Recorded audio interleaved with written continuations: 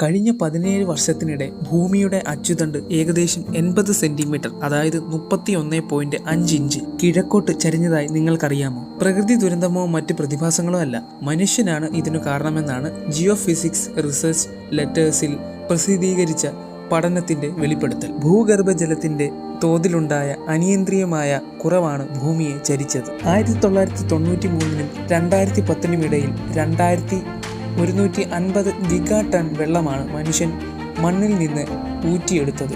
ഈ ചൂഷണം ഭൂമിയുടെ സന്തുലിതാവസ്ഥയെയും ഭ്രമണപഥത്തെയും വരെ ബാധിക്കുമെന്ന് പഠനത്തിൽ പറയുന്നു.